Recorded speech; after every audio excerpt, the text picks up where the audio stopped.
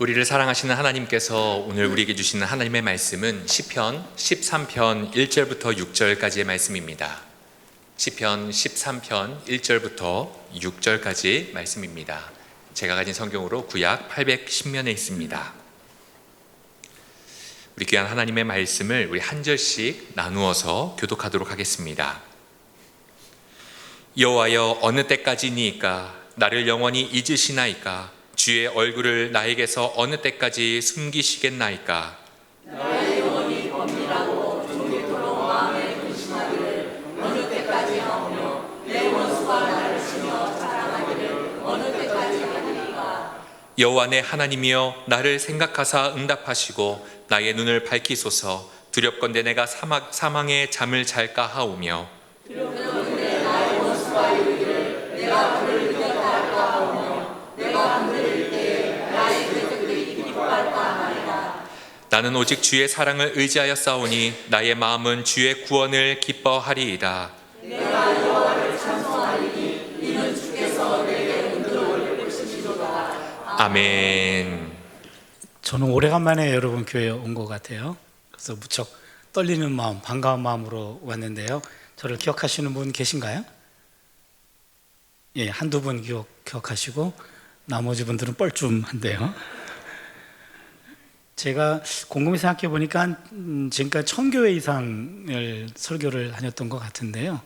성가대에서 여성보다 남성이 많은 거 처음 봤어요.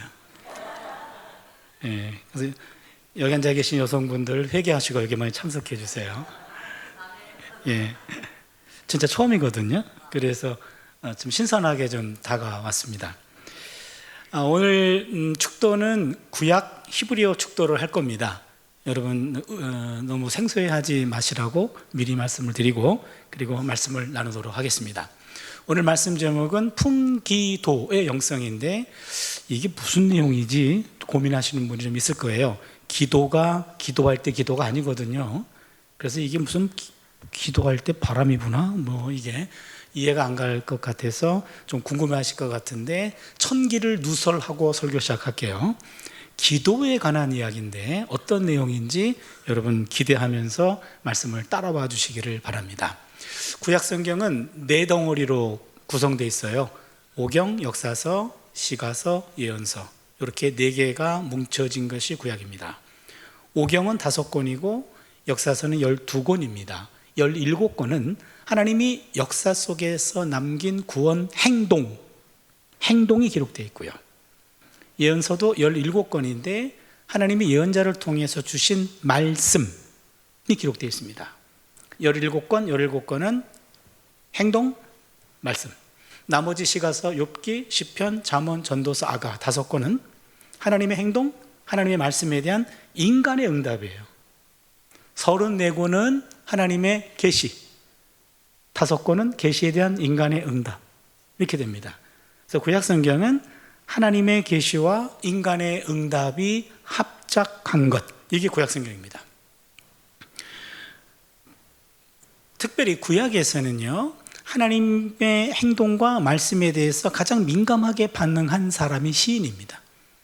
시인은 시편에만 있는 것이 아니고 구약 성경 여기저기에 시가 나오면 이건 시인의 작품이구나 그렇게 말할 수 있는데 하나님께서 역사 속에 행동해 주셨고 말씀하셨을 때 가장 먼저 보인 반응은 하나님을 찬양하는 거였어요. 성경에 나오는 최초의 찬양시가 출애굽기 15장 21절입니다. 미리암이 그들에게 화답하여 이르되 너희는 야훼를 찬송하라. 그는 높고 영화로우시며 말과 그 탄자를 바다에 던지셨음이로다. 성경에 나온 최초의 찬양시입니다. 여러분 알고 있듯이 홍해를 건너고 난 다음에 미리암이 소고를 치고 장구를 치면서 여러분 야훼를 찬송합시다. 그는 높고 영화로우시며 말과 그 탄자를 바다에 던졌습니다 하면서 찬양의 고백을 드렸고 이게 성경에 나온 최초의 찬양시입니다. 그런데 하나님은 늘 행동하시고 말씀하시지는 않습니다. 하나님의 부재와 하나님의 침묵을 경험할 때도 있습니다. 우리끼리 이야기입니다만 그럴 때가 더 많습니다. 그렇잖아요. 그때 시인들은 하나님께 탄원시로 고백했어요. 아니 어느 때까지입니까? 어느 때까지 그 얼굴을 내게서 가리우시겠습니까? 하면서 탄원의 반응을 보였는데, 가장 유명한 탄원시가 시편 22편인데 1절을 보시면 내 하나님이여 내 하나님이여 어찌 나를 버리셨나이까? 원어로 읽어드리면 훨씬 더 이해가 빠를 거예요. 엘리 엘리 라마 사박다니. 기억하시죠? 예수님이 십자가상에서 남겼던 7마디 중에 하나, 엘리 엘리 나의 하나님 라마 어찌하여 사박다니 버리셨습니까? 예수님도 십자가상에서 마지막으로 인용하셨던 말씀이 탄원시였습니다. 시가서 가운데 가장 대표적인 책이 시편입니다. 시편은 하나님에 대한 시인의 반응이 모아진 책인데, 시인은 하나님께 찬양과 탄원의 고백을 많이 드렸습니다.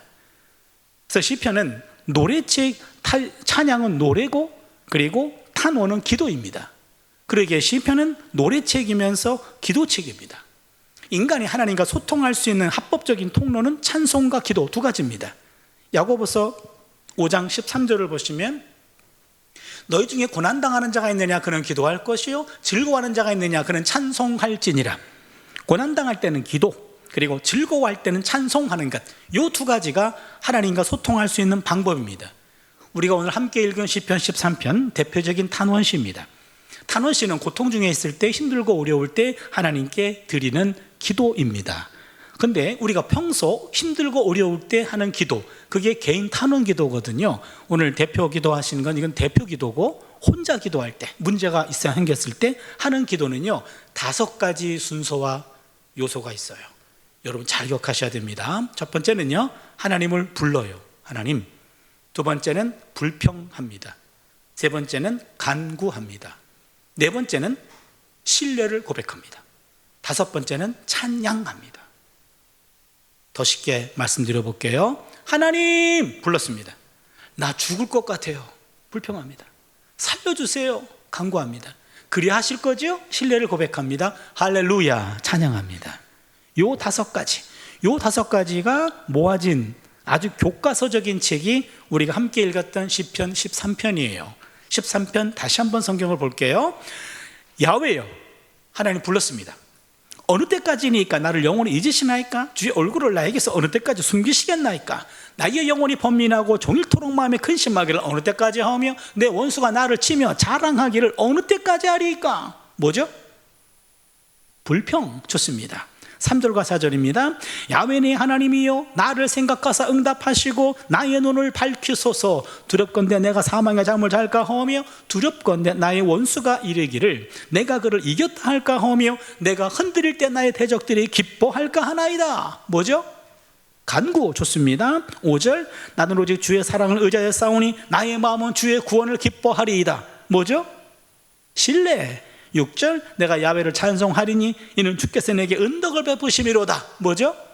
찬양. 좋습니다. 13편은요 개인 탄원시의 교과서입니다. 야훼여, 하나님 불렀고 어느 때까지입니까? 불평했고요. 그리고는요 나를 생각하사 응답하시고 나의 눈을 밝히소서. 간구합니다. 그리고 난 오직 주의 사랑을 의지하여 싸우니 나의 마음은 주의 구원을 기뻐하리이다. 신뢰를 고백하고요. 마지막에 내가 야훼를 찬송하리니 이는 주께서 내게 은덕을 베푸심이로다 하면서 찬송으로 끝납니다. 여기서 우리가 주의할 게 있어요. 2가지를 찝으려고 합니다. 첫 번째는요 기도는 단 하나님에게 하는 겁니다. 하나님을 불러야 돼요. 어떤 분은 급한 나머지 하나님을 안 부르고 본론으로 들어가요. 어느 때까지입니까? 그럼 하나님이 쟤 지금 누구한테 따지니? 죄송합니다만 헛소리가 됩니다. 그런 기도 종종 있어요. 하나님 안 부르고 본론으로 들어가. 그럼 헛소리입니다. 대상이 없어요. 여러분 아무리 급해도 하나님을 불러야 됩니다. 어떤 분은 기도할 때 예수님 하고 예수님께 기도하는 분이 있어요. 그러면 하나님이 우편에 앉아 계신 예수님에게 오늘은 너한테 기도한다. 야 네가 알아서 해라. 둘이 싸우십니다. 그러시면 아니 되옵니다. 물론 삼위일체 하나님이 다 듣고 계십니다만, 그러나 삼위도 기능이 구분되어 있어요. 기도는 하나님에게 예수님의 이름으로 성령의 도움으로, 기도를 들으시는 분은 하나님, 예수님은 중재하시는 분, 성령님은 도와주시는 분이에요. 그렇게 기도는 하나님에게 하는 겁니다. 하나님 불렀다면 중간중간에 예수님과 성령님을 초청하셔도 됩니다. 삼위 하나님을 다 초청하는 거기 때문에 괜찮아요. 그런데 하나님을 안 부르고 예수님과 성령님을 초청하면 하나님 삐지십니다. 어차피 응답도 안 됩니다. 결제는 하나님이 하십니다. 그렇게 기도는 반드시 하나님에게 하시기 바랍니다. 두 번째, 기도 끝날 때 예수님 이름으로 기도합니다. 현재형으로 끝납니다. 어떤 분은 기도를 잘 해놓고 과거형으로 끝나는 분이 있어요. 예수님 이름으로 기도했습니다. 이런 식으로요. 그건 아쉽습니다. 왜냐하면 기도에는 간구가 있습니다. 간구는 미래에 일어날 사건이에요. 누군가 결제를 해야 돼요. 하나님이 기도를 들으시고 저거 언제 응답할까 수첩을 뒤지고 계시는데 당사자가 예수님 이름으로 기도했습니다 라고 본인이 끝났대. 그럼 응답도 끝난 거예요. 응답도 못 받고 그 기도는 유효기간이 끝나요. 아쉬운 기도가 됩니다. 그래서 언제까지 기도가 연장돼야 되냐면 응답될 때까지. 그래서 그것을 영원한 현재형이라고 그래요. 그래서 기도 끝날 때는 예수님 이름으로 기도합니다. 드리나이다 하나이다 라고 현재형으로 끝내야 됩니다. 오늘 기도는 불평기도예요. 불평에 대해 초점을 맞춰보려고 합니다. 여러분, 불평은 사람이 아니라 하나님 앞에 풀어놓아야 됩니다. 불평은 사람에게 하는 것이 아닙니다. 하나님에게 해야 됩니다. 오늘 13편의 시인은 불평이 생길 때 당사자를 찾아가서 따지지 않았습니다. 시인은 그 불평거리를 가지고 하나님 앞에 나옵니다. 시인은 사람이 아니라 하나님께 따집니다. 1절과 2절 다시 봅니다. 야훼여 어느 때까지니까 내가 나를 영원히 잊으시나이까? 주의 얼굴을 나에게서 어느 때까지 숨기시겠나이까? 나의 영혼이 번민하고 종일토록 마음에 근심하기를 어느 때까지 하며 내 원수가 나를 치며 자랑하기를 어느 때까지 하리까? 만약에 제 학생이 저한테 와서 이렇게 따지면 네 원수한테 가서 따져 그럴 것 같아요. 그렇죠? 내 원수가 나를 치며 자랑하기를 어느 때까지리까? 그거 왜 나한테 따져? 그럴 거 아니에요. 근데 시인은 원수에게 따지지 않았고 하나님에게 따졌습니다. 이 시인은 이어서 하나님께 간절히 간구합니다. 3절과 4절입니다. 야훼니 하나님이여 나를 생각하사 응답하시고 나의 눈을 밝히소서. 두렵건대 내가 사망의 잠을 잘까 하며 두렵건대 나의 원수가 이르기를 내가 그를 이겼다 할까 하며 내가 흔들릴 때 나의 대적들이 기뻐할까 하나이다 하면서 시인은 하나님께 따지고 있어요. 여러분, 구약 예언자 가운데 하나님께 가장 많은 불평 기도를 했던 예언자가 있습니다. 혹시 여러분 누군지 아십니까? 가장 많은 불평 기도를 했어요. 눈물도 많이 흘렸어요. 누구죠? 예레미야예요. 여러분, 예레미야 결혼했나요? 안 했나요? 남의 애정사에 관심이 없나요? 결혼했나요? 안 했나요? 예? 몰라요? 관심이 없어요. 예레미야 결혼 못했습니다. 어떻게 하냐고요? 성경이 있습니다. 예레미야 16장 1절 2절에 보면 너는 결혼하지 말지니라, 자녀도 갖지 말지니라 라고 명령하셨습니다. 여러분, 독신이라고 하는 단어는 히브리어에 없습니다.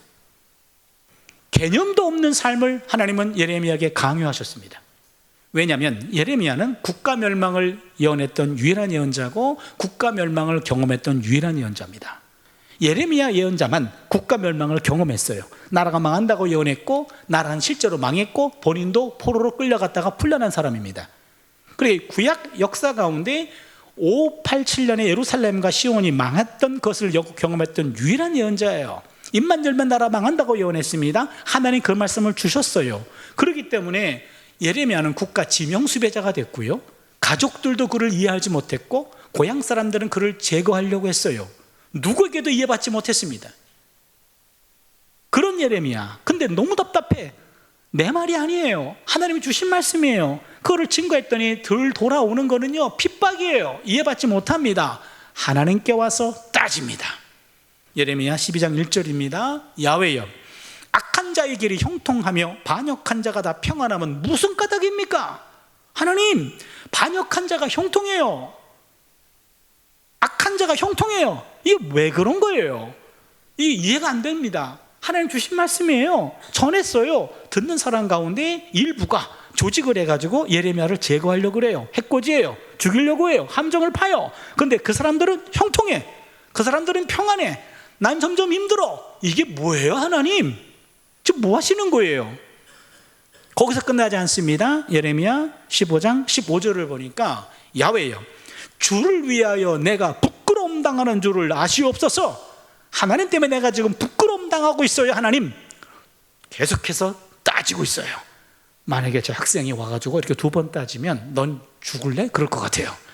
근데 하나님은 불평하거나 불편해하지 아니하시고 오히려 그런 기도를 계속 하라고 말씀하세요.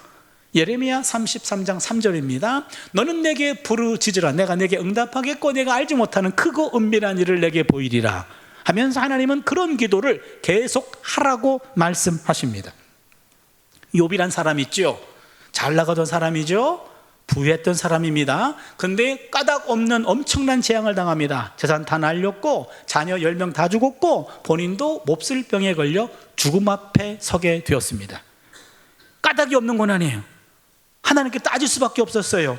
적어도 이 고난과 무관해 보이지 않는 하나님, 적어도 보고 계시잖아요. 어떻게 이러실 수 있습니까? 분노와 원망을 느꼈습니다. 절망했습니다. 그런데 친구들이 와서 아무리 지혜로운 조언을 해도 욥의 문제는 해결되지 않습니다.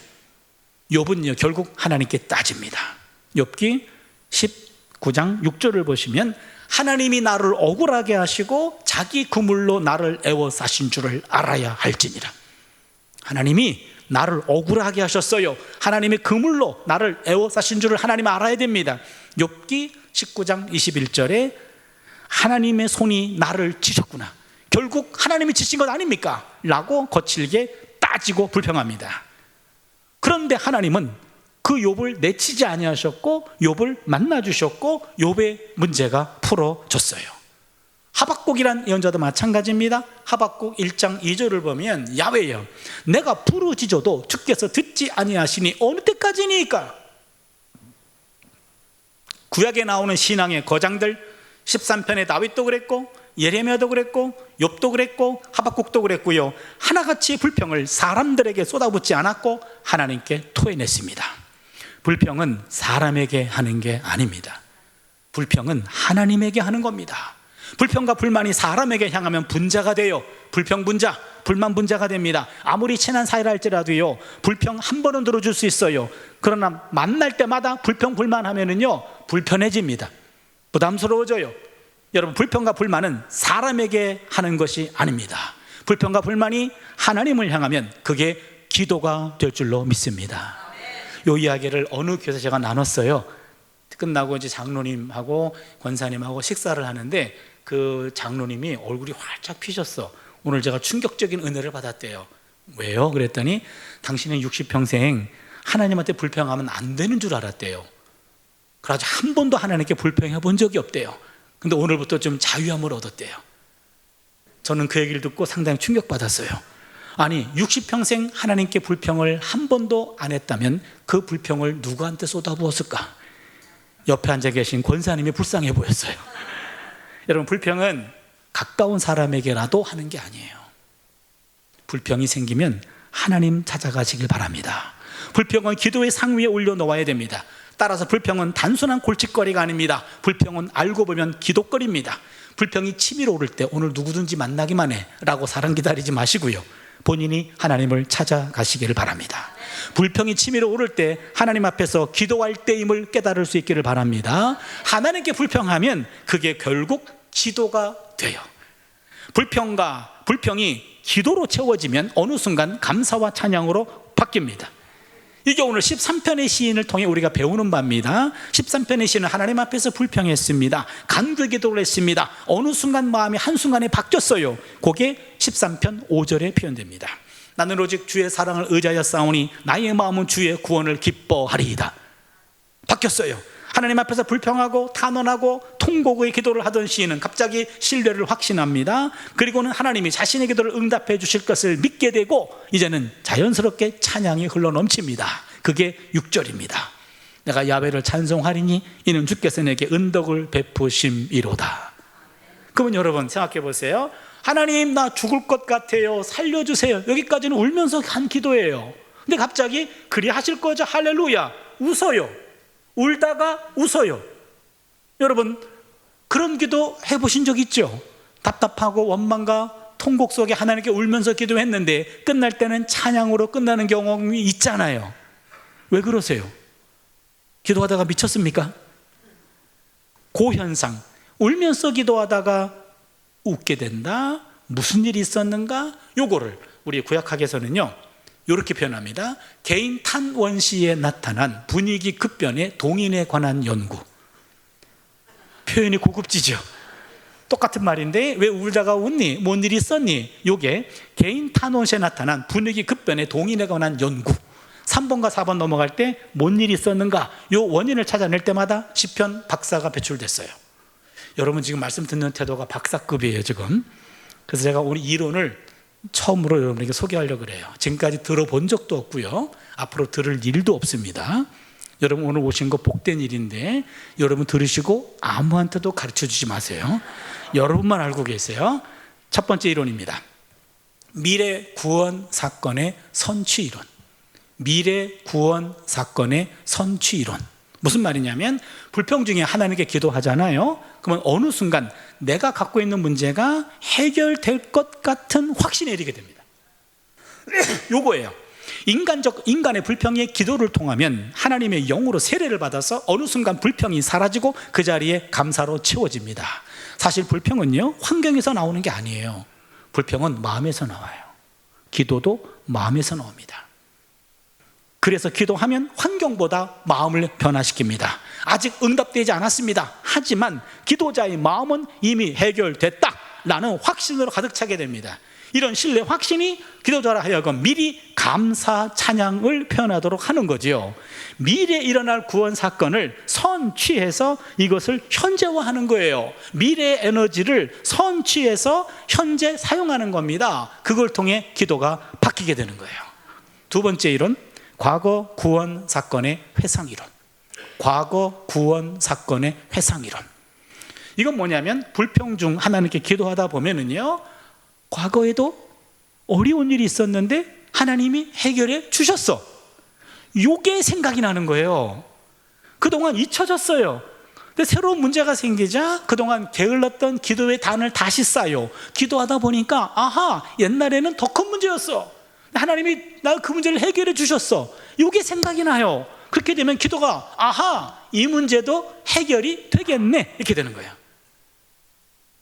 하나님과 한번 뜨겁게 만나본 한 번의 경험도 있다고 한다면 여러분 그 경험이 생각이 난다면 그게 과거의 구원 사건이에요. 이거를 회상하게 되면서 이것을 현재화해서 재활용하게 돼요. 이겁니다. 과거 구원 사건의 회상 이론. 과거에 경험했던 하나님의 뜨거운 사랑, 내가 문제가 있을 때 구원해 주셨던 그 사건, 그것들이 기도 중에 회상이 돼요. 그걸 현재화합니다. 그리고 재활용하게 됩니다. 세 번째는요, 현재 분산된 에너지 결집 이론. 현재의 분산된 에너지 결집 이론. 감당하기 어려운 문제가 발생하면요 인생은 스톱돼요. 올스톱입니다. 문제에 온 신경을 빼앗깁니다. 문제는 실제보다 더 크게 보입니다. 자신은 작아집니다. 문제 앞에 선 사람들은요 무기력해집니다. 무능해집니다. 이때 하나님께 기도하면 내면에 자리 잡고 있었던 기본적인 에너지원들이 다시 모아집니다. 문제가 생기면요 에너지가 흩어진단 말이에요. 내가 리셋돼요. 무효가 돼버려요. 아무 힘이 없는 것 같아집니다. 근데 기도하면 흩어진 에너지가, 분산된 에너지가 다시 결집이 돼요. 그리고 문제가 실제의 크기로 작아집니다. 자신의 내면이 커집니다. 내면이 그리고 강해집니다. 그리고 당당해집니다. 감당할 수 있는 힘이 내면에서 솟구칩니다. 기도는 현재 분산된 내면의 에너지를 결집시켜서 웬만한 문제는 넉넉히 감당하게 해줍니다. 그러면 기도는요 3중 에너지를 끌어올 수 있습니다. 미래 구원 사건을 선취해서 현재화함으로 지금 사용할 수 있고, 과거에 경험했던 에너지를 회상함으로 현재화해서 재활용할 수 있고, 내 안에 있는 에너지가 흩어졌는데 기도를 통해 이것이 결집이 되면서 이 에너지를 통해 문제를 감당하게 해주는 거죠. 우리에게 중요한 것은 기도입니다. 예수님께서 기도로 귀신 들린 아이를 고쳤습니다. 제자들이 이때 질문합니다. 마가복음 9장 28절입니다. 우리는 어찌하여 능히 그 귀신을 쫓아내지 못하였나이까? 제자들이 흉내를 냈는데 쫓아내지 못해요. 제자들이 선생님에게 질문합니다. 선생님, 우리에게 안 가르친 것 있습니까? 숨겨놓고 안 가르친 거 있습니까? 왜 우리는 못 쫓아냅니까? 라고 따졌어요. 이때 예수님이 이렇게 말씀하십니다. 마가복음 9장 29절입니다. 기도 외에 다른 것으로는 이런 종류가 나갈 수 없느니라. 기도를 얘기하셨어요. 안 가르친 것이 아니에요. 못 배운 겁니다. 밤늦은 시간에 사라지셨어. 기도하러 가신 예수님을 놓친 거예요. 새벽 미명에 보이지 않으셨어. 기도하러 가신 예수님을 놓친 겁니다. 안 가르친 것이 아니라 그들이 못 배웠던 거예요. 바로 이 대목입니다. 기도 외에는 다른 능력이 없다. 기도는 엄청난 에너지를 끌어오는 거룩한 스위치예요. 제가 몇 년 전부터 기도하는 것 중에 하나가, 하나님, 제 마지막 숨이 하나님을 찬양하고 기도하게 해 주시옵소서, 이거예요. 여러분, 마지막 순간에 그 누구도 의식과 무의식을 넘나듭니다. 사선을 넘나드는 그 순간에 내 몸은 내 컨트롤을 벗어나요. 그렇잖아요. 내가 평생 목사로 살아왔는데 마지막 숨 넘어가는 순간은 멋있게 숨 넘어가야지. 내 몸 안에가 명령한다. 찬송하고 기도하면서 넘어가라 라고 한다고 내 몸이 말을 듣겠습니까? 나는 그 순간에 기도도 불가능해요. 그러면은 무의식과 의식을 넘나드는 순간 내 몸은 어떻게 움직일까요? 평소 많이 하던 행동대로 움직일 거예요. 욕을 많이 하신 분들은요, 마지막 숨 넘어갈 때 욕하고 돌아가세요. 그때 내 몸이 하나님을 찬양하고 하나님을 기도하는 몸 되게 하여 주시옵소서. 이게 중요합니다. 저는 이것을 몸 기도라고 말해요. 몸 기도. 무슨 말입니까? 몸이 기도를 기억하는 거예요. 몸이 기억해야 돼요. 몸 기도. 예배학에서는 암묵적 기억이라고 그래요. 암묵적으로 기억하는 것. 상담학에서는요, 무의식적 기억이라고 그래요. 의식적인 것이 아니라 무의식적으로 기억되는 것. 골프 좋아하시는 분들은요, 머슬 메모리라고 그러죠. 내 근육이 기억할 때까지 계속 훈련하는 거예요. 머슬 메모리. 내 몸이 기억하는 거죠. 저는 이것을 몸 기억, 몸 기도라고 그러는데요, 근육이 기억하는 딱 그만큼이 내 신앙입니다. 몸의 기억은 관념의 기억보다 앞서고 또 오래 가요. 몸의 기억이 끝까지 가는 겁니다. 여러분, 내가 알고 느끼는 정도가 아니라 내 몸의 수준, 내 몸의 근육이 기억하는 신앙 수준이, 그게 내 진짜 신앙이에요. 잘 들으세요. 지식과 감정은 내 신앙이 아닙니다. 내가 성경을 얼마나 많이 알고 있다, 내가 기도에 대해서 내가 설명할 수도 있다, 이게 내 신앙이 아니에요. 지식과 감정은 내 신앙이 아닙니다. 몸에 새겨진 것이 내 신앙이에요. 내가 말하지 않아도 내 몸에 기억된 것, 내 몸이 기억하는 것, 그게 내 신앙이에요. 내 몸은 마지막 순간에 기억된 것만큼, 훈련된 것만큼 움직일 겁니다. 여러분에게 도전하고 싶어요. 어느 순간인지는 모르지만 내 마지막 숨이 걷어가는 순간 내 몸이 기도를 기억하고 하나님께 기도하는 몸 될 수 있기를 축원합니다. 제가 몇 년 전부터 기도하는 게 있어요. 하나님, 저에게 기도하는 법을 좀 가르쳐 주세요. 이렇게 얘기했더니 우리 학생들이 대부분 목사하고 전도사들인데, 선생님이 그렇게 말씀하시면 아니 되옵니다 그러는 거예요. 근데 솔직한 내 기도야, 내가 하는 기도가 제대로 된 기도인지 하나님한테 좀 배웠으면 좋겠어. 제가 구약학 교수니까 박사과정에 구약의 기도라는 과목도 세미나를 한 학기 동안 한 적도 있어요. 많은 공부를 했어요. 그런데 많이 배웠지만 이게 단가 싶었어요.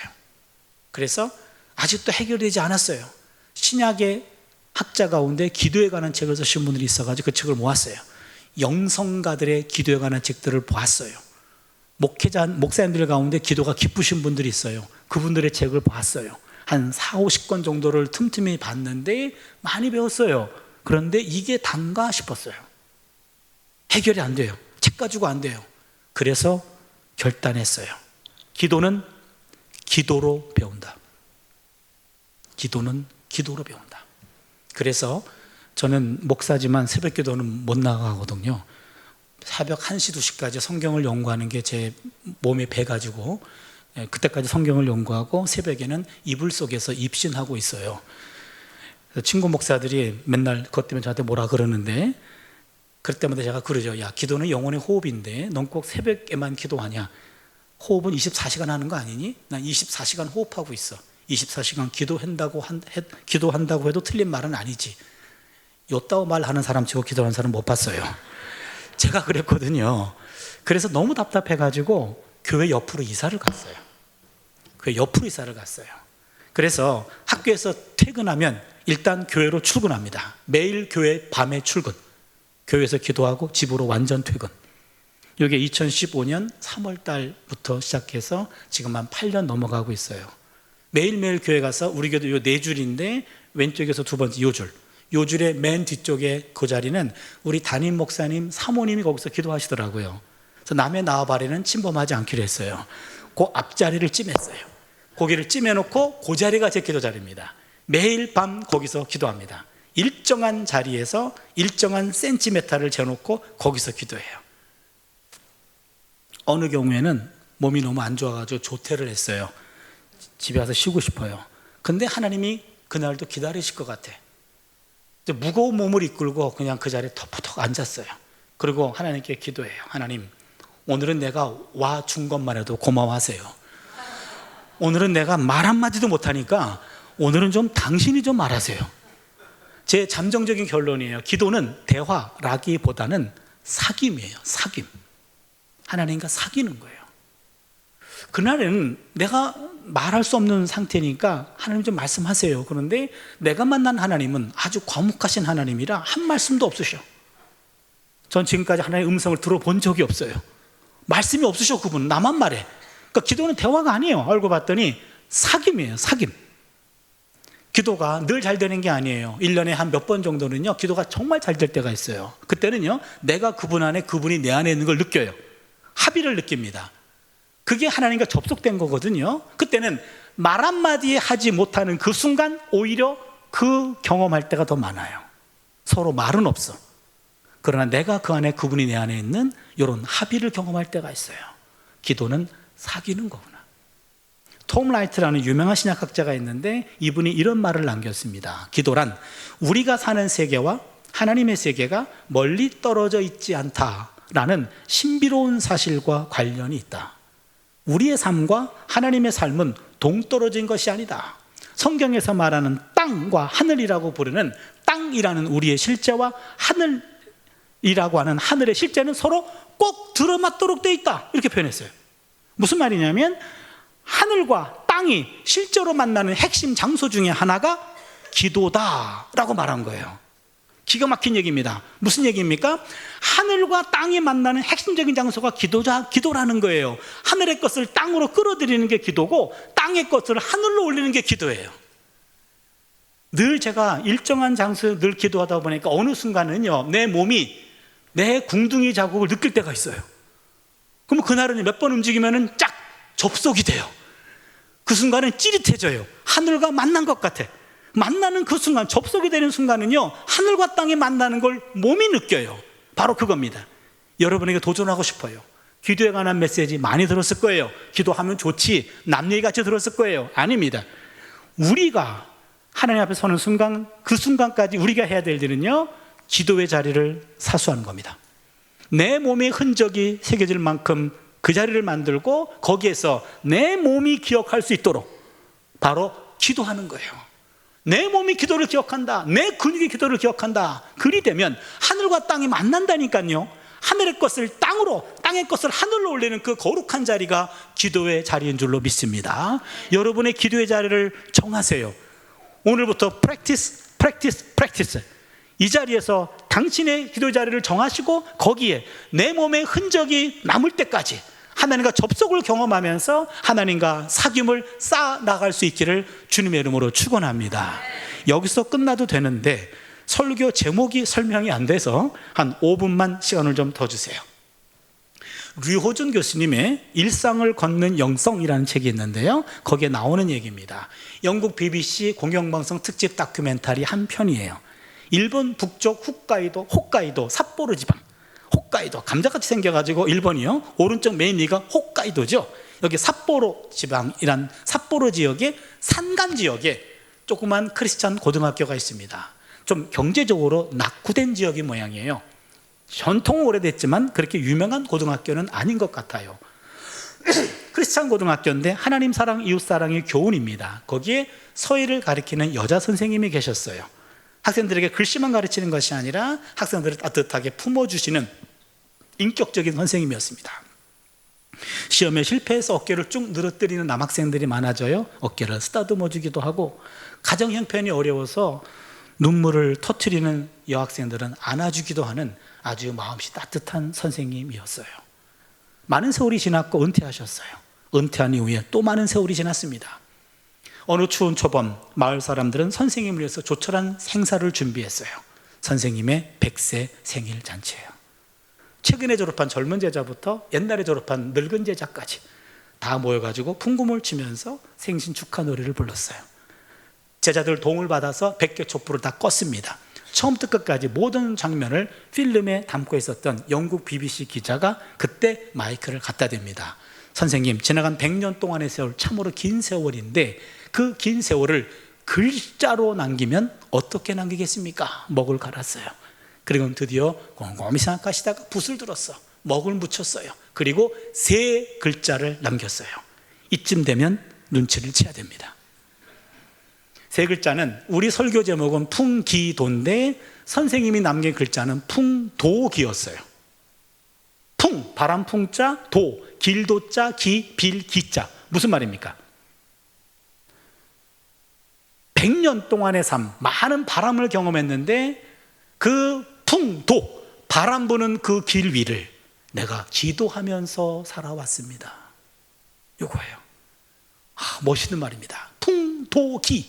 요 3글자 안에 인생 100년이 담기는, 암으로 인생 역전이 3글자 안에 담기는 역사적인 순간이었죠.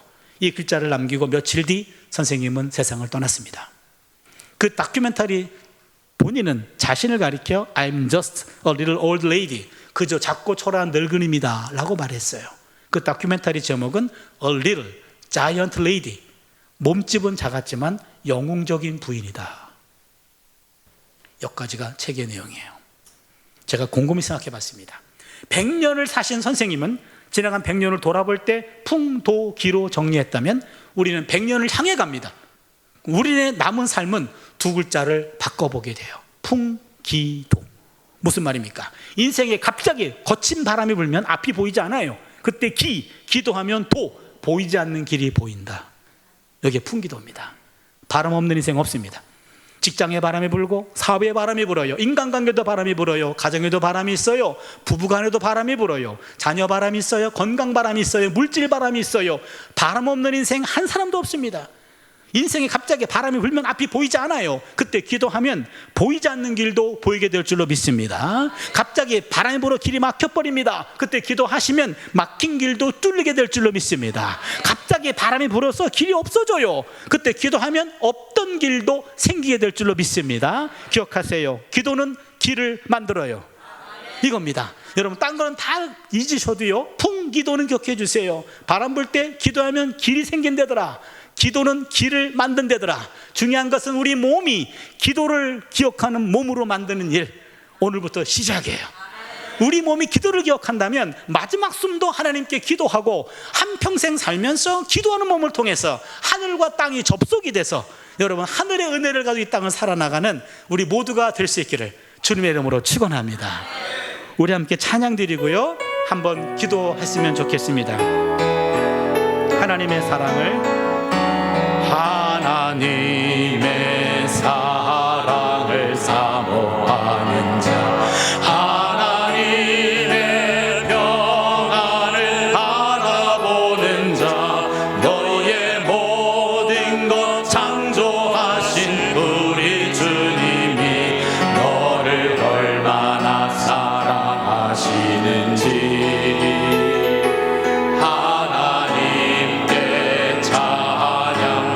경배하는 자, 하나님의 선한